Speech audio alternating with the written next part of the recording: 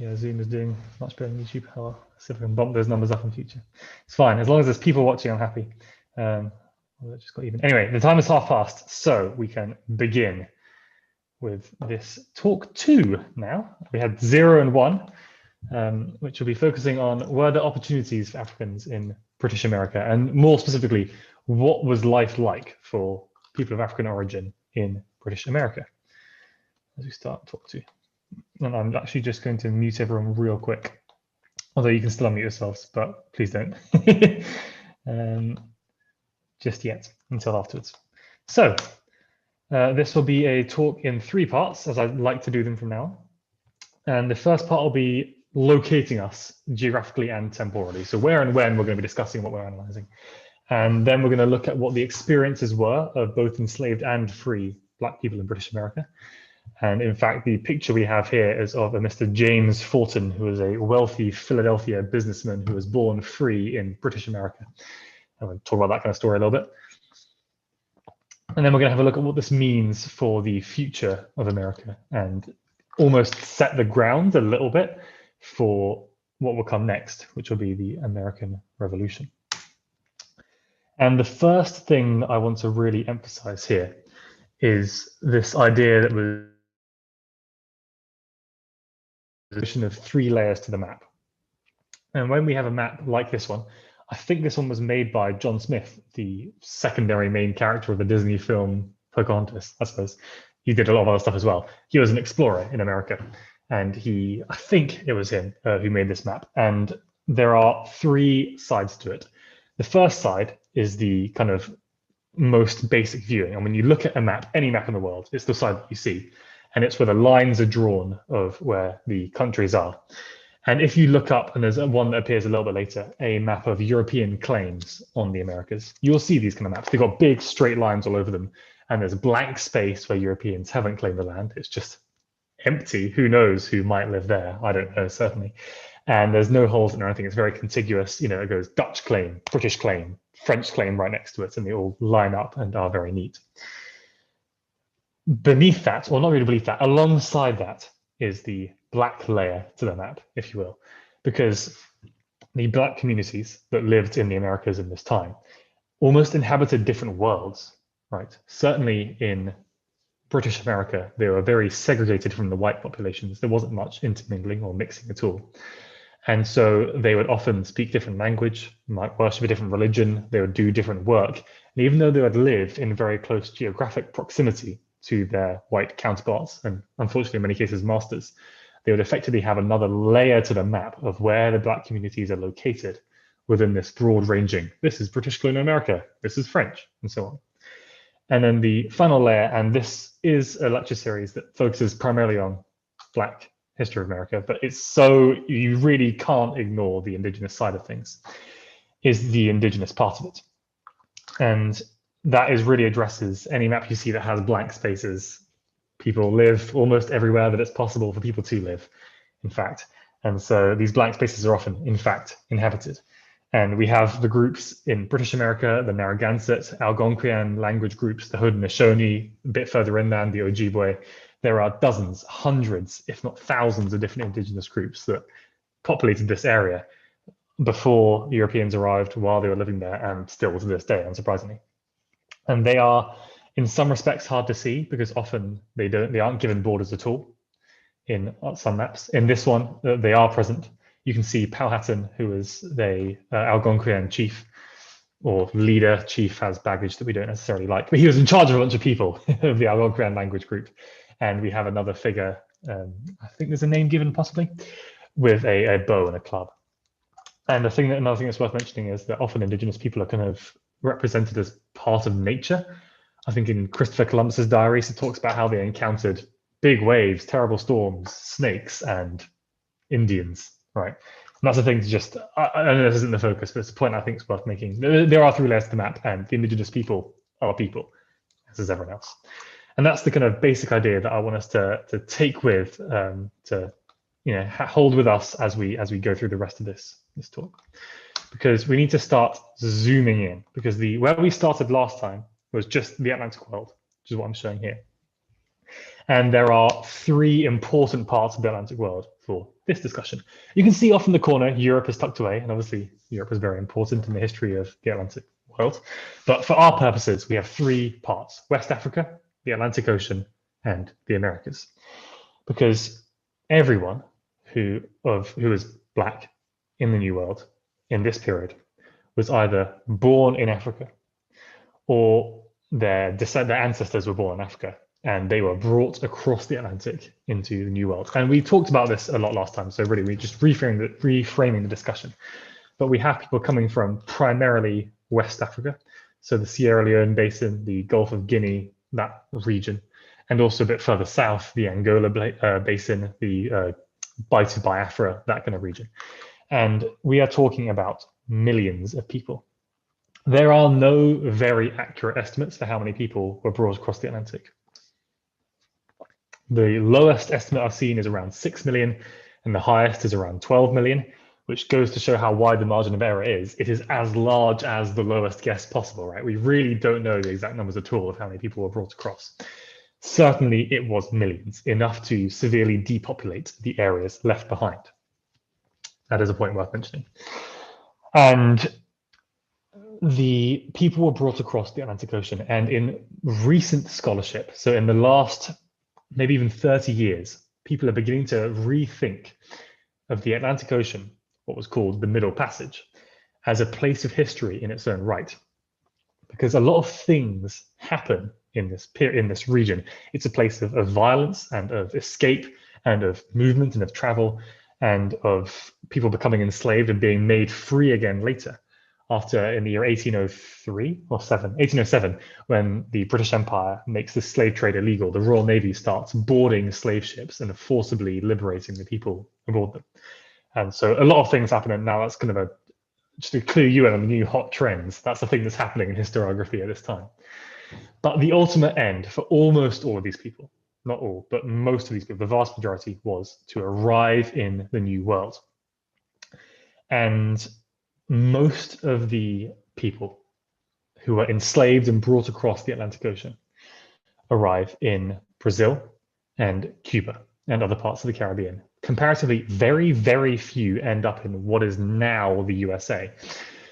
Only about, I think, 0.5%, maybe 5%, sorry, around 500,000 people end up in what is now the USA, which is really, compared to the, like the people end up in Brazil or in Cuba or in what is now Haiti, really small numbers. And we're going to talk about why that is. But when we zoom in a little bit further and we look at British colonial America, there are two parts of that. There's the Caribbean part and the continental part, which is a thing that's unusual, is that now, so the British Caribbean, which is now the countries Jamaica, Barbados, Guyana, St. Kitts and Nevis, all these kinds of places, economically and politically, militarily, they are comparatively insignificant compared to the US. It's kind of harsh to say, but it's true. The US is very wealthy and powerful. But in the time period we're talking about, the Caribbean islands were the heart and the soul in almost every sense of the European control of America, certainly economically. Almost all the money flowing back across the Atlantic to the New World came from the Caribbean, excuse me. So when we talk about the British colonial America, early America is what some American scholars call it. I don't love that phrase because it kind of makes things seem inevitable in a way that I don't really like. But when we talk about that period, we should really be aware that this is like the northern periphery compared to the real heart of the Spanish Main, the region of the Gulf of Mexico and the Western Atlantic Ocean. To answer the question briefly of why was it the case that so few people went to America? In fact, even though there are only, say, 500,000 brought there over the entire period, now in the last US census, I think some 31 million Americans identified as Black. Something's different, right? And that's because the death rate in other European powers and in the Caribbean, in their colonies in the New World, was extraordinarily high. In some cases, your life expectancy, if you went to, say, the French colony of Saint-Domingue, would be less than 2 years. Really, really, they would work you to death very, very quickly. This is not to say that slavery in the British Americas was nice or benevolent or anything like that. It was bad. It just wasn't as bad as further south and in the French, Spanish, and Portuguese colonies. So there's some comparison to be had there. But the place that we're really talking about is the 13 colonies which I now list for you from north to south very quickly. New Hampshire, Massachusetts, Rhode Island, Connecticut, New York, Pennsylvania, New Jersey, Delaware, Maryland, Virginia, North Carolina, South Carolina, and Georgia. And they'll be the focus of most of what we're talking about today. And there is a further split that's important as we zoom in even more. And that is geographically, and in many other ways as well, between the north and the south, because we now in the modern world think of there being quite a big distinction between the north of the US and the south. And in fact, they had a little war a couple of hundred years ago. Surprise, surprise, we're going to talk about that weeks down the line. But it is definitely true that this division between the north and the south started a very long time ago. As you can see from this map, which shows you when these regions were colonized, it was the northernmost parts that were colonized first. And this is because they were closer to Britain, is the easiest answer. As you can see, there's that kind of tilt outwards. When you look at Britain, it's around the same level as Massachusetts, roughly, maybe even slightly further north than that. Britain's actually quite high on the hemisphere. And so when they came in, it was Canada and New England were the first places to be colonized. So this meant that these places developed urban centers first. Now, there's also a sharp geographical divide between the north and the south. The north has far bigger forests and mountains. It's got much more topographical interest, whereas the south is characterized by wider flat plains, marshes and swamps in some cases. It's much more flat and much hotter, and the soil is much richer in many cases as well. This means that the south had prime soil for growing cash crops: tobacco, indigo, coffee, and in the later period, cotton were major exports, and that's the way that the south made its money. Meanwhile, the north, much more in terms of like mercantile, consumerism, capitalist culture, rather than the more rural agrarian style, although you can argue, and some historians have, that there was agrarian capitalism happening. I don't want to drag you into that really complicated debate too early. But there were cities. You see urban centers develop in the north that weren't true in the south. In the north, people were moving to New England to start a new life because they are fleeing religious persecution or they are fleeing political instability. There's a massive uptick in immigration to New England during the 1630s. If you know anything about British history in the 17th century, you'd know why. There's like an English civil war about to happen back home, so everyone's fleeing and they're going to the New World. In the south, people are going to make money, effectively. And that means that there is a demographic change as well. In the north, there are indentured servants, but in the south, indentured servants, usually, when they're not African, when they're Irish or British, they were going there to make a new life or because they're fleeing the law or something like that. And indentured servants would tend to not want to do plantation labor because it's horrible. You have to work all day in the sun and it's very hard work and you can't eat the food that you grow because you're not growing food. And that kind of stuff is long hours. It's terrible.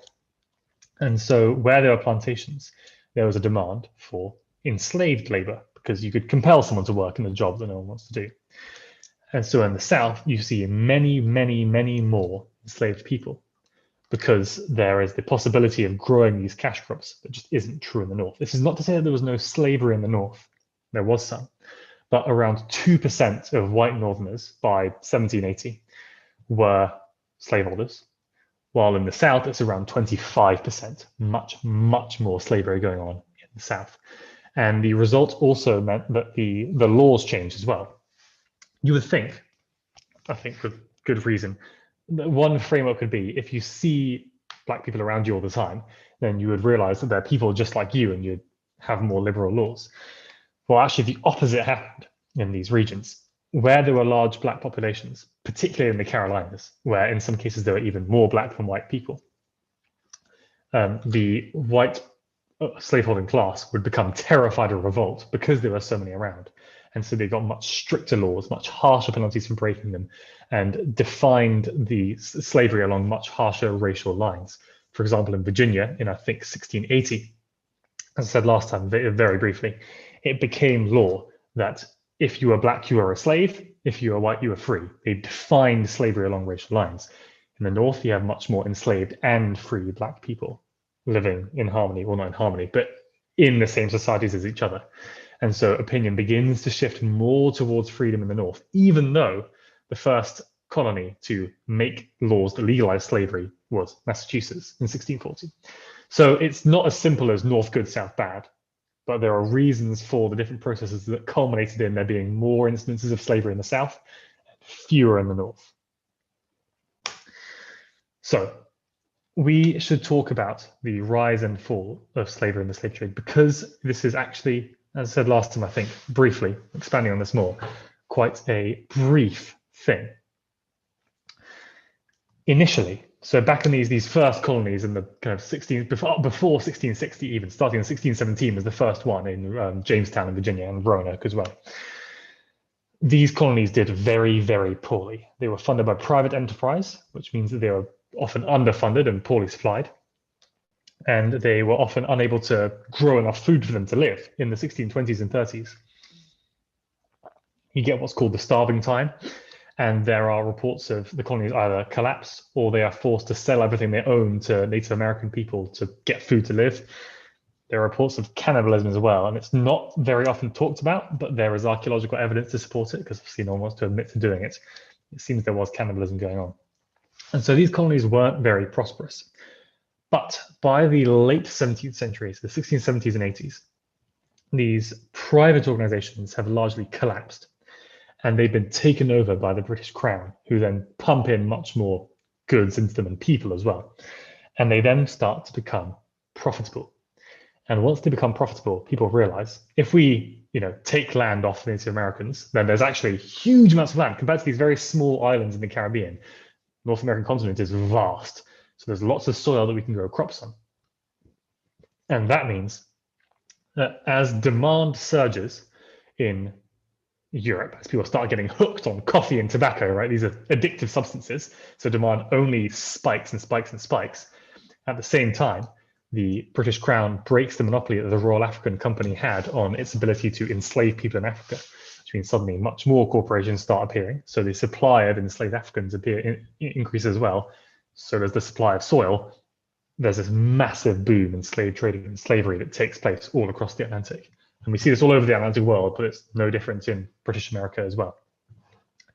And there's this, and suddenly tens and even hundreds of thousands of people are being brought across the Atlantic, straight from Africa to America, where previously they'd often go from America to the Caribbean, from Africa to the Caribbean, spend some time there, and then be bought by Americans. There's a direct line that we start seeing appear across the Atlantic. But it is not as simple. There are like various wrong ways to think about the response and resistance to slavery, because there are, I'm trying to think of how to phrase this properly. One wrong way of thinking about it is that we begin with slavery legal and slavery happening everywhere. And then it slowly gets more and more illegal and tapers off, and now there's no slavery. That is a wrong way of thinking about it, because in the very early days of the colonies, we had indentured labor happening to black and white people, not slavery. And then slavery becomes a thing and becomes very large, and then gets pulled back, clawed back over the course of decades and even centuries. At the same time, there are other responses to it as well, because Britain never made laws, unlike Spain or France, for complicated reasons. Britain never made laws that legalized slavery in the first place. And in fact, in 1569, so a very long time ago, a court ruled that English law cannot recognize slavery, because there's things about English liberty is like this very important foundational aspect of British culture. This didn't stop Brits from doing the slave trade and selling slaves around in other places, and nor did it really stop them doing it in Britain either. It gets quite confusing, because in 1701, the Lord Chief Justice rules that enslaved people become free when they set foot on English soil because of the law, but it can still happen in the colonies. In the case of Smith v. Gould in 1705, there's like more precedent added to this, where it says, the ruling says, I quote, "The common law, no man can have property in another," end quote. But then in 1729, the Attorney General and Secretary General signed this opinion called York-Talbot opinion, that says that the slavery of Africans is lawful in England, and while they're signing that opinion, there is slave trade happening on the ground in like Liverpool. So even if it's technically illegal, it's still happening because no one's really bringing it up into court. So that's very confusing. And then there's another ruling, Shanley v. Harvey in 1763, that says, quote, as soon as a man sets foot on English ground, he is free, end quote.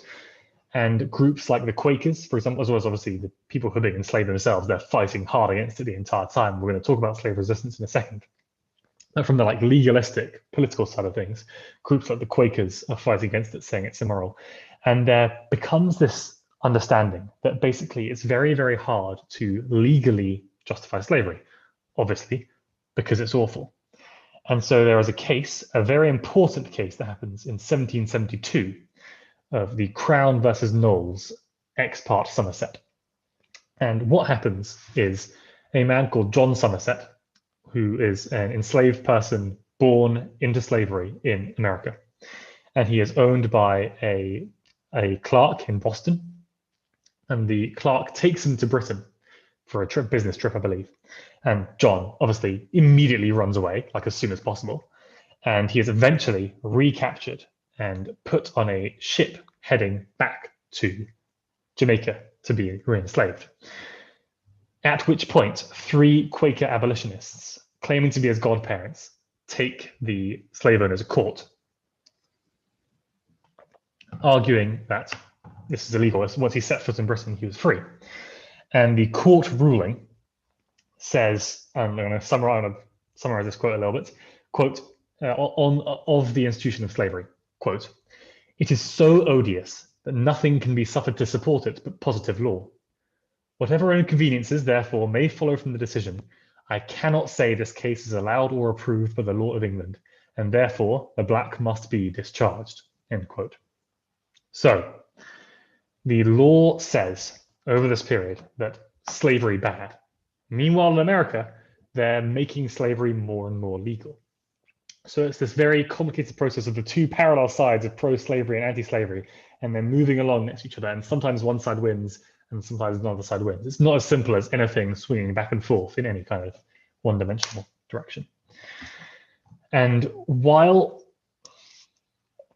this is all happening, and more people are being brought to America, we are seeing a developing and burgeoning African-American culture. And there are it's really worth calling it, rather than black culture, African-American, because those are the 2 parts that make it up. There are some elements brought from Africa, for example, in material culture. Literally, the plant's the good, which is this plant that you can't eat, but if you grow it and dry it, you can use it like a bowl. That plant is native to West Africa, and we see it start appearing in the Americas as literally people brought seeds with them and then planted goods and used them. So that's like the most basic material culture. But also a really important case study. Religion is important as well, right? And we see a combination and a mishmash of, for example, West African religions like voodoo, Vodun, being brought across, and then also Christianity being imposed on enslaved people who live in the Americas. A famous saying about Haiti, for example, is that it's 85% Roman Catholic, 15% Protestant, and 100% voodoo. But millions of people to this day in the Americas practice voodoo as a religion. And a good case study to talk about these things is music, because we get, for example, a lot of instruments come across from Africa into American usage, such as the drums and the zithers and the xylophone and banjos, for example. We think that's kind of maybe even like a hillbilly instrument, but that came from West Africa originally, the banjo. And we see that being merged in with Christian music, gospels and spiritual songs and stuff, until we eventually end up with African American music. And we're going to talk a lot about African American music throughout the rest of this period because it's really interesting. And there's a lot of really interesting things to talk about it, but we're seeing it appear right at the very earliest stages here. And we often get songs like, for example, Swing Low, Sweet Chariot, just for some reason and somehow become like an English rugby song. But the lyrics are originally talking about basically dying and being free from the horrible life of being enslaved. And that's a common theme in the music as well, of like singing about better times and better places, as an example. But that's really, there's a lot of developing African-American culture in this period. I suppose that's a kind of thriving opportunity, right? And we'll see that as we keep going. Lastly, there is an important point to make about resistance and revolt. Of course, we talked about the the legalistic Quakers in Britain and the abolitionists who were saying we should stop this, but we should also talk about what was happening on the ground in America itself. And it is true that compared to other parts of the Americas, there were comparatively few major slave revolts in the Americas. The biggest one probably ever was Nat Turner's slave revolt, where hundreds of people were involved.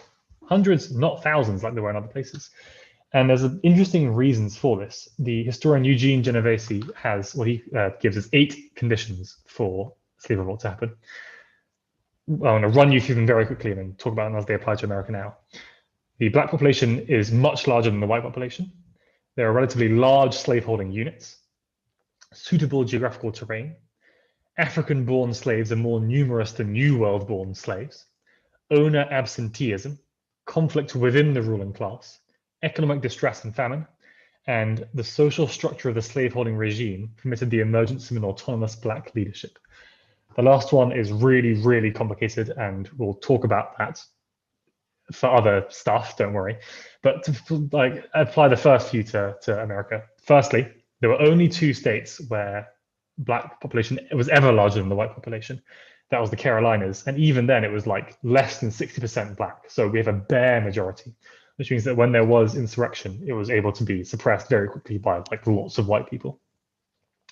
There were not relatively large slaveholding units.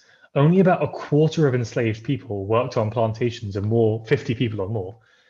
You were seeing smaller families, like 25 people on a plantation, unlike these massive industrial scale ones in San Domingo, where there's like hundreds, if not thousands of people who are working in the same place and so can conspire together, right? Obviously.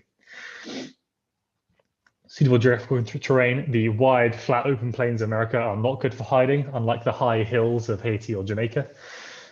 There were not African-born slaves more numerous because the death rate was lower, which means that people were being born into slavery and then spending their entire lives in it.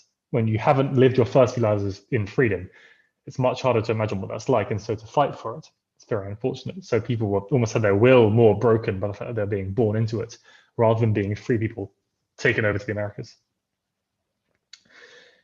Finally, final few owners were tended to be more present because they were living in America rather than being Europeans who owned land in the New World.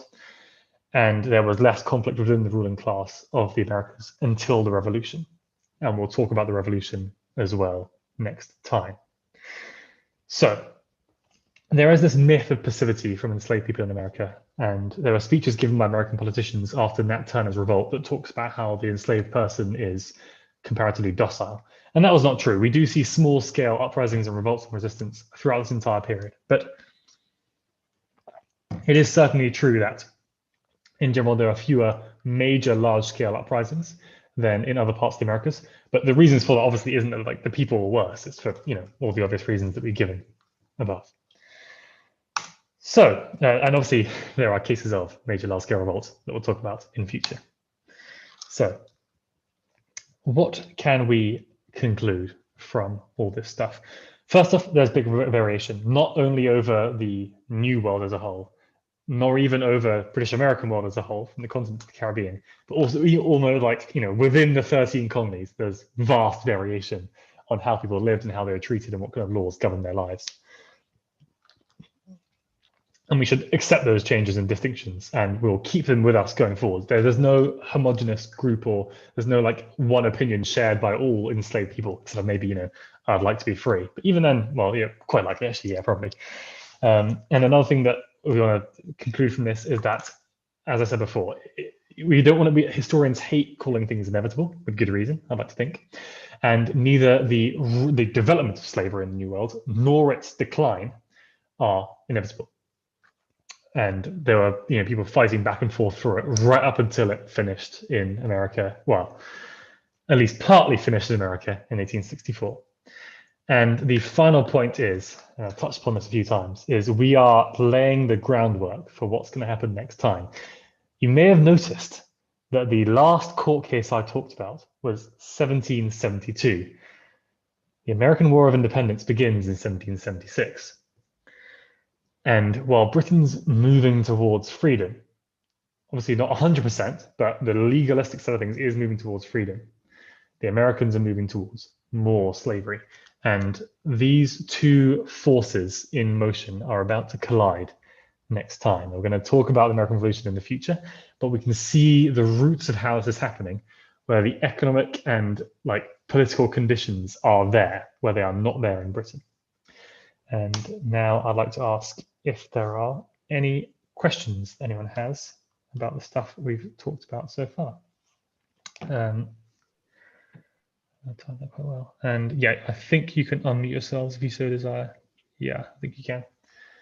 And ask. Follow, you've got your hand up. You can also post it in chat if you want, however you want to ask questions. No, it's quite too much for chat.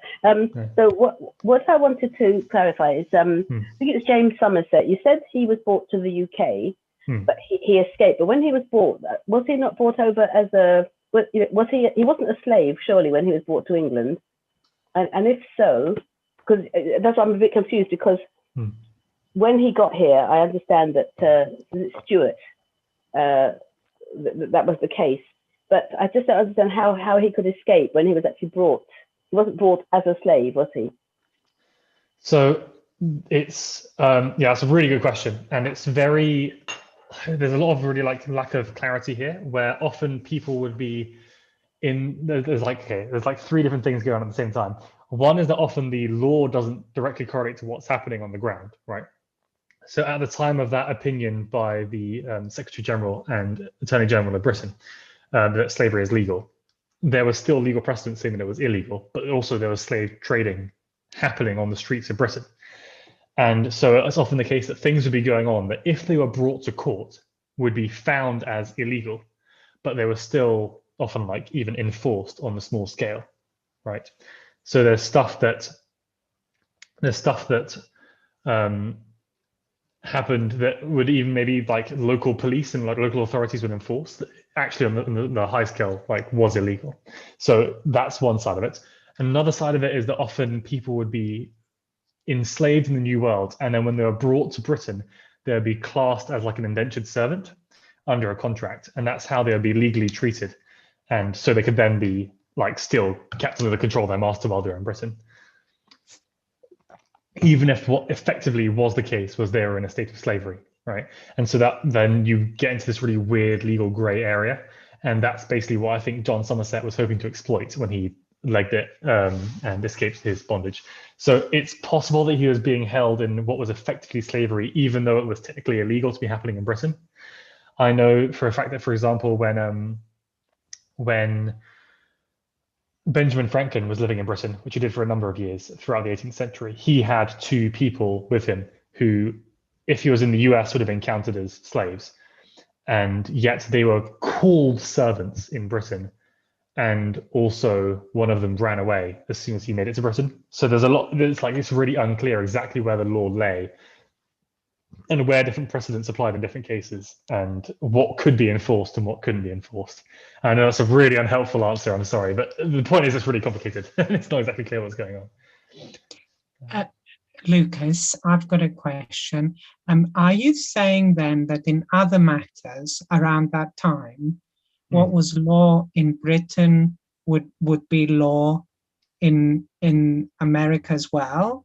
Or they had already, or maybe this is not a question for you, maybe it's a question for somebody else legal in the room, but what was the law already diverging? Or was it at that point in that whatever Britain decided was law applied to America as well? That is another really good question. And so we see this process of legal divergence, basically, over this period. In the very beginning, it is assumed, so when these colonies first are founded, it's assumed that English common law applies to them, right? And I think they are actually under the jurisdiction of London. Their sheriff courts, if you had a really important court case, it would be heard in London, and the Bishop of London would have religious legal jurisdiction over the New World as well. So they were under those English common laws. But when they became fully fledged colonies, they would write up their own charters, usually based on English common law, but then they could put in their own stuff that would apply to local situations. For example, laws governing how they should interact with indigenous American people, There's nothing in the precedents in Britain about that, but they had to write their own charters and discuss how they were going to do that. And the same goes for their laws concerning slavery. And it's in the kind of throughout the 17th century that we start seeing these charters appear. And for example, when Massachusetts writes its own charter in 1640, they create slavery as a legal institution, which doesn't exist back in Britain at all. So it's like, again, it's this blurry gray area where in some cases they're based on British law, or at least they're based on it, but have their own distinction. But it's not always clear. Okay, thank you. So good. I have a couple of written questions. I have one that says, I think on the slide about slave revolts, you had a bullet point about other forms of resistance. I wondered if you had more to say about that. Yes, I had, I think we kind of talked about it last time, so I didn't go into too much detail this time, but to briefly run through the kinds of things that were happening, of which there are many. A few examples of the types of resistance that would happen would be, so these are like not open revolt, trying to kill your masters and then like break free and run off into the hinterlands and live as a free person, which obviously did happen sometimes. But we're seeing other things like just doing your work really slowly, despite your master, or pretending to be ill is a classic, or not fighting but running away, or breaking your tools, or sabotaging production, or literally just nicking stuff. Nicking stuff is really common because if legally you were property and so was like, I don't know, this tub of like chicken meat, then I think as Frederick Douglass put it, you're taking the master's meat out of one tub and putting it in another. So how can it be a crime? So they enslaved people were able to argue that actually they had a legal right to steal stuff from the master and eat it because, you know, where's the crime there? Which I find quite funny, maybe not. So there's all kinds of different things that people would do to fight back in some sense against the people in charge of their lives. I have another question, which is, this looks like an interesting one too. So are you saying the differences between the UK and the US towards slavery at that time are mainly geographical, open spaces and cash crops, rather than anything to do with the people concerned? So that is a really good question. I'm gonna take a sip of water before I answer it.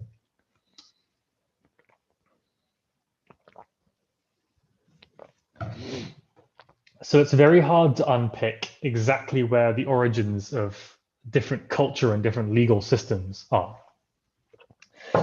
But one point that is brought up again and again and again, which I feel is worth drawing out here, is the lack of a large urban poor working class in America in this period and its presence in Britain.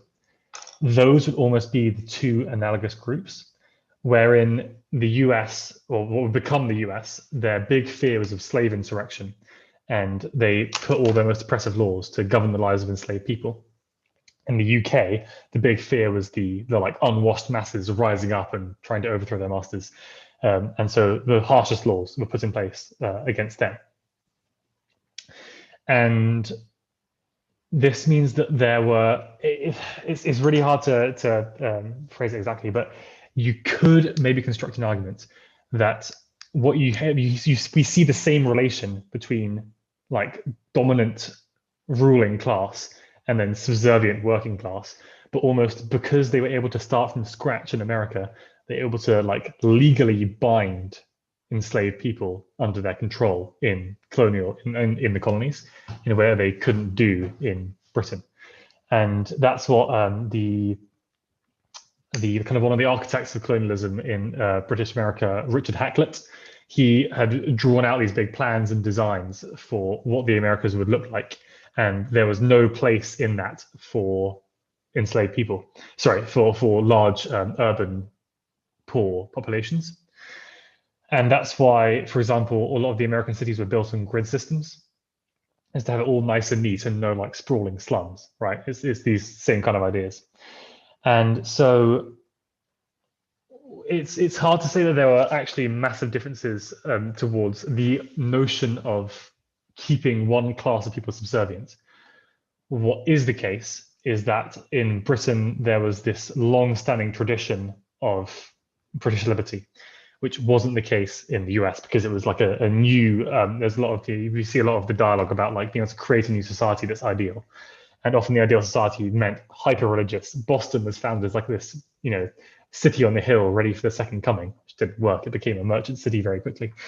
But that included as well the ability to basically enslave and Christianize people from Africa. So I feel like I've answered that question kind of poorly, maybe. But the reason why it's arguable that the reason why slavery became a thing in the US is more to do with the geography and the economics, the cash crops, than it is to do with the ideology. And it's possible that if those same geographical conditions existed in the UK, in Britain, then maybe slavery would have been more of a thing in Britain. But it's certainly unclear. And it's hard to say exactly, like these kind of counterfactuals are always difficult to argue one way or the other, to know who would have. Ooh, has my camera just turned off?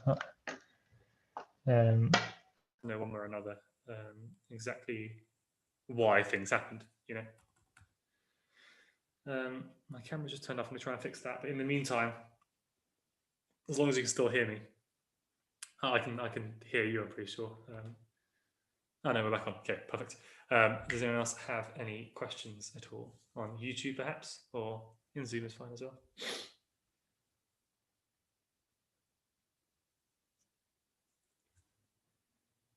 If not, that's okay as well.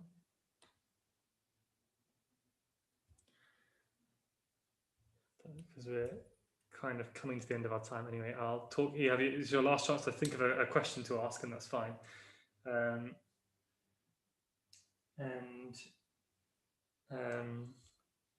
I will advertise next fortnight's talk instead. Sorry, I just received an email from someone saying they can't write comments for some reason. I don't know what's going on. I've been able to comment, as someone else has as well, but apparently someone else can't. That's really weird. So yeah, I have two things to say.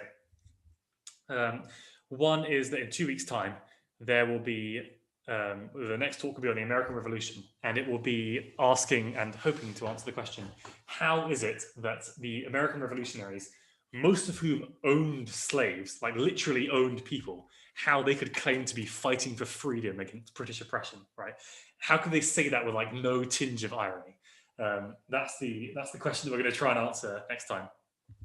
And I think that'll be a really interesting talk. And the American Revolution is always fun to talk about.